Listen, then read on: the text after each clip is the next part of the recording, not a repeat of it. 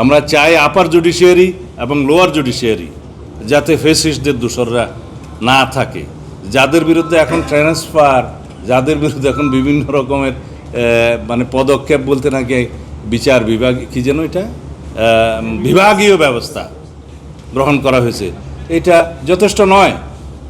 তাদের individual criminal লায়াবিলিটির জন্য fix করতে হবে, তাদের শুধুমাত্র চাকরি গেলে হবে না, তাদের ক্রিমিনাল অফেন্সের জন্য বিচারও করতে হবে। যদি আমরা সেটা নিশ্চিত করতে পারি তাহলে পরে অ্যাকচুয়াল ইন্ডিপেন্ডেন্স অফ জুডিশিয়ারি কার্যকর হবে। আদারওয়াইজ এই ফেসিস্টদেরকে বহাল রেখে আপার এবং লোয়ার জুডিশিয়ারিতে যতই আমরা ইন্ডিপেন্ডেন্স অফ জুডিশিয়ারি করি না কেন, সেটার বেনিফিশিয়ারি এরাই হবে। আমাদের সেটা ক্লিয়ার বক্তব্য, ফেসিস্ট মুক্ত হইতে হবে from lower and upper judiciary যেখানে যা আছে। এক্সট্রিম মশার কয়েল প্ল্যান্ট ফাইবার দিয়ে তৈরি, তাই সহজে ভাঙে না, সুগন্ধিযুক্ত ও নিরবিচ্ছিন্নভাবে জ্বলে। ডেঙ্গু, চিকুনগুনিয়া বাহি সহ যে কোনো মশার বিরুদ্ধে দেয় এক্সট্রিম সুরক্ষা। তারপরে ইন্ডিপেন্ডেন্স অফ জুডিশিয়ারি সত্যিকারভাবে কার্যকর হবে।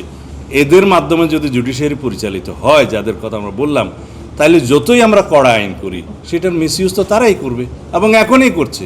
আপনারা দেখবেন জেলা পর্যায় থেকে হাইকোর্ট পর্যন্ত সমস্ত জায়গায় আওয়ামী লীগের যারা মানে ফেসিস্টদের যারা দোষর ছিল, বিভিন্ন রকমের যারা হেনিয়াস ক্রাইম করেছে, মানবতা বিরোধী ক্রাইম করেছে, যাদের বিরুদ্ধে মামলা হচ্ছে, সব তো 1-2-তে বেইল হয়ে যাচ্ছে। এটা আপনারা দেখছেন না?